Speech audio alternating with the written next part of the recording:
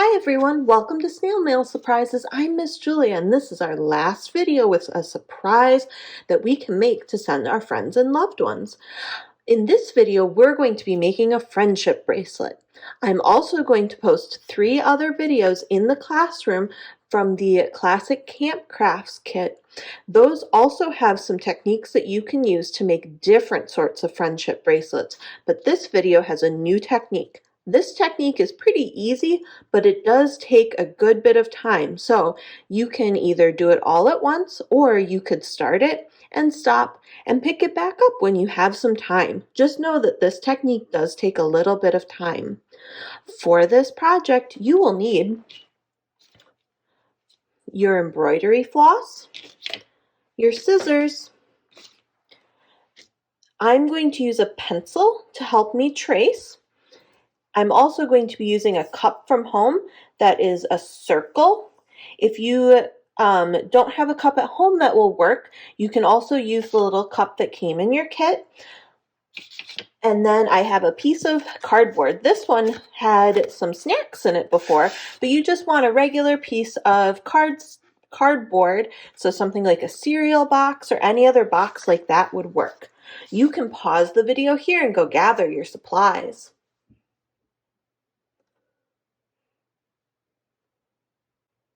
Now that you've had a chance to gather your supplies, I'm going to show you the first part, which is we're going to make a little device out of our cardboard that will work sort of like a loom. A loom is something that is sort of a framework that you can put thread or floss on that will help you weave all of your thread and floss together so that it makes a final product.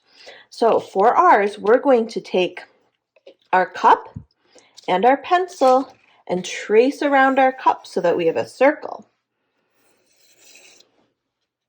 It's okay if your circle doesn't come out perfect. Then we want to find about where the middle is and we'll draw a circle. We're going to cut that out later.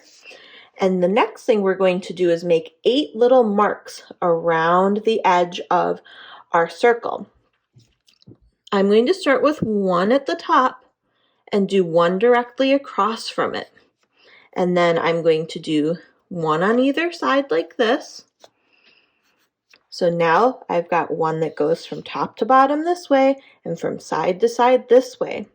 And then I'm going to put 1 in between each of them.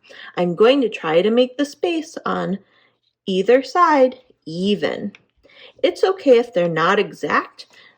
It will still work. So now you can see what mine looks like. And now I'm going to use my scissors and cut out my circle. Once again, it's okay if it's not perfect.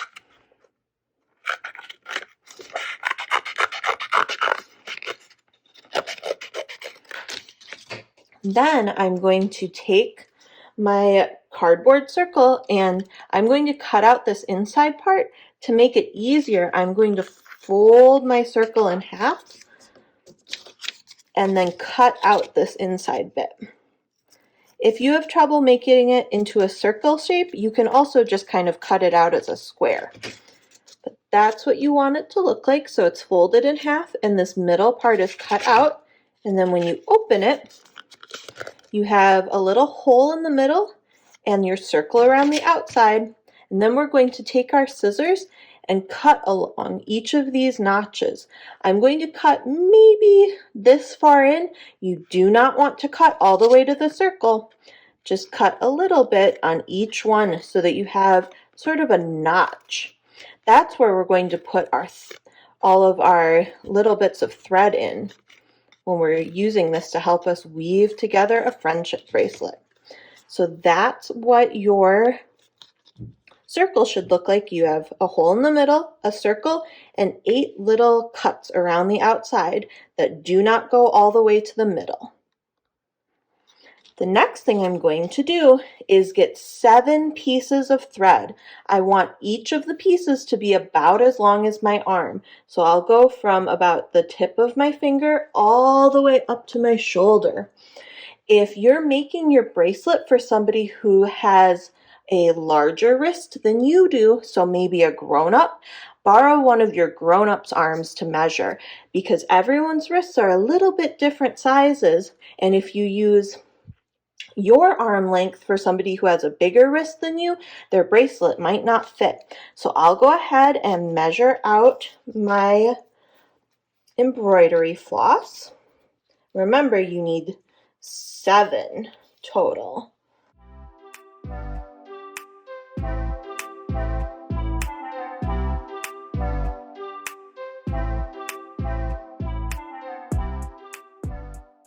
Okay, so there are all 7 of my threads. I have 2 pink, 3 purple, and 2 of the red ones. You might have different colors of floss in your kit, but that's okay.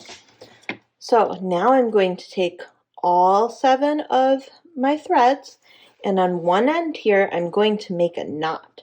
So I'll take all 7 of them and try to line it up about the same. It's okay if they're a little bit different here. I'm going to take them and wrap them around my finger, just like that. And then I can slip my finger out, and you can see there's a loop here now. I'm going to take these ends and go under and up and through my loop, grab all 7 ends, and then grab all 7 threads on this side and pull my knot tight. That's going to be one end of our bracelet, and I'm going to trim up my end just a little bit.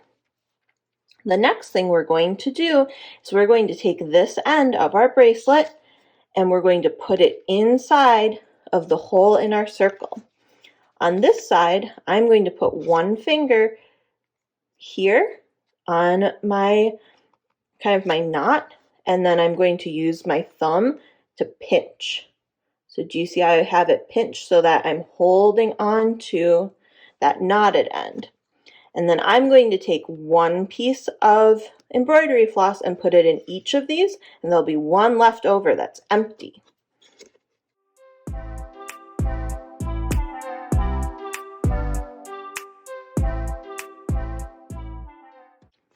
Okay, so I have one piece of embroidery floss in each of my little slits, and you can see now how far they went in. Not very far, only about as wide as my finger, and one is empty. So I'm going to hold this with the empty one facing my body, and I'm right-handed, so I like to do this on the right side, but if you're left-handed, you could also do it on the left side. Just remember which way you're going. I am going to recommend that you put your one facing you, and then I'm going to be moving threads from here and moving this way. So I'm going to put a little arrow to remind myself which way I'm moving, so that if I stop my project and start back up again, I'll remember which way I'm going. So if you're going to do it right-handed, you can make your arrows going the same way as mine. If you're doing it left-handed, you'll be moving the opposite way, so make your arrows going the opposite way. Once you have your arrows on, what we're going to do is I'm going to have the empty one facing my body. I'm going to count 1, 2, 3. And then I'm going to take this piece of embroidery floss out and move it to the one by my body. Then I'll turn so the empty one is at my body. 1, 2, 3. Lift, tuck it in, turn. 1, 2, 3. Lift, tuck it in, turn. 1, 2, 3. Lift, tuck it in, turn. So we're going to keep doing this until our bracelet starts forming out the back here. Every so often you're going to want to go through and kind of gently untangle your thread. If you need to, you can ask your grown-up to help you with this a little bit. But another way to help it from getting too tangled is when you have this pointed at your body, 1, 2, 3, pick up your thread, grab all of your other threads. So I've got one in my hand and all 6 other ones in my other hand. Pull this one out and gently pull the whole end out so it's free, and then move it to its spot. Then repeat, point at my body, 1, 2, 3, pick it up, grab all of them, pull the one all the way out, and move. I'm going to do a few of these sped up so that you can see this on the camera, and then I'll show you one that I have finished already.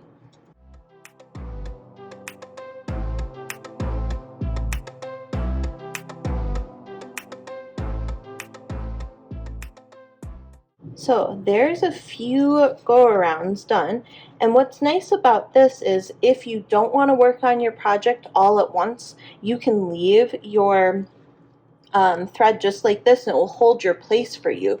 When you start again, you just take the empty one and point it towards your body and then start counting 1, 2, 3, and then you can resume right where you were.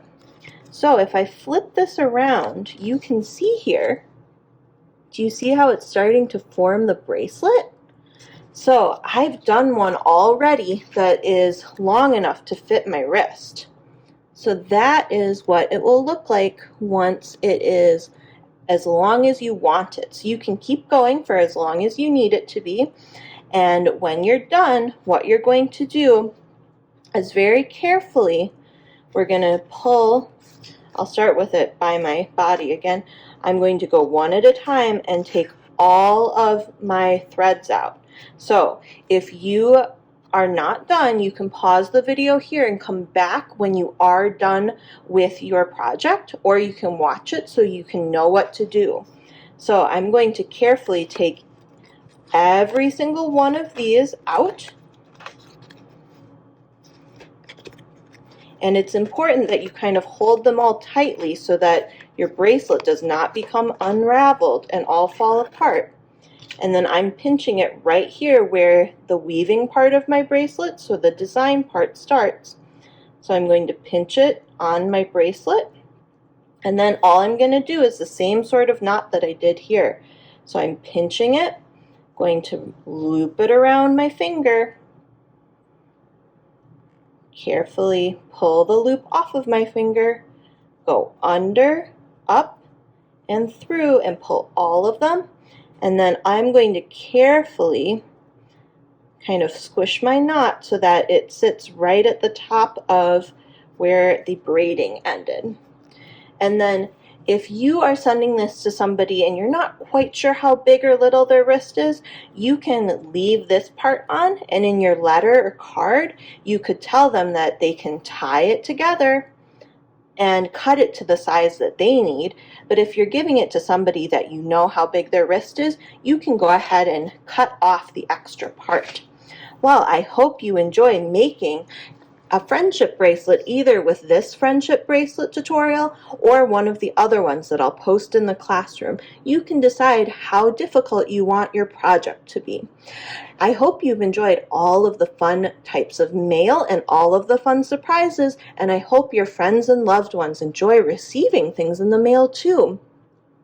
Bye!